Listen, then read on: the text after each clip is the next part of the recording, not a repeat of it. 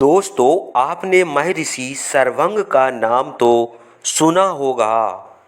महर्षि सरवंग ऐसे ऋषि थे जिन्होंने तपस्या के बल से समस्त लोगों को जीत लिया था।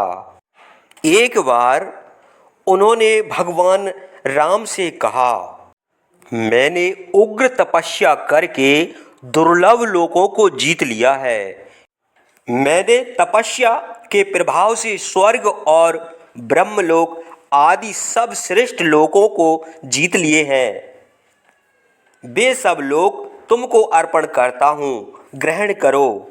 इस प्रकार महर्षि सरवंग के कहने पर सब शास्त्रों के विद्वान पुरुष श्रेष्ठ रामचंद्र ने कहा, हे महर्षि, मैं आपकी बात स्वीकार करता हूँ।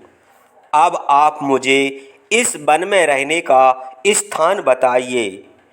इंद्र के समान पराक्रमी रामचंद्र की यह बात सुनकर महाप्राज्ञ सरवंग ने कहा, हे रामचंद्र, इस वन में सुतीक्ष्ण नाम के महातेजस्वी धर्मात्मा एक महर्षि रहते हैं। वे तुम्हारा कल्याण करेंगे।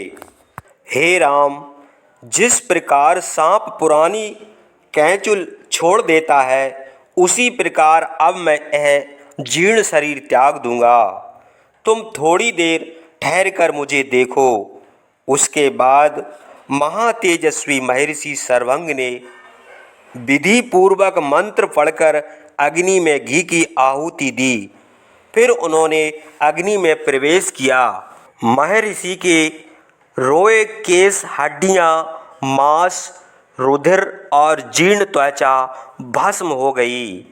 फिर वे अग्नि के समान तेजस्वी बालक का रूप धारण करके अग्नि से निकलकर शोभित हुए। वे अग्निहोत्र करने वाले महात्मा ऋषियों और देवताओं के लोकों से भी श्रेष्ठ ब्रह्मलोक को चले गए।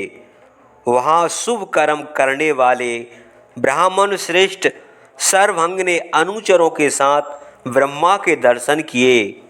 उनको देखकर ब्रह्मा प्रसन्न हुए और उन्होंने सरवंग का स्वागत किया।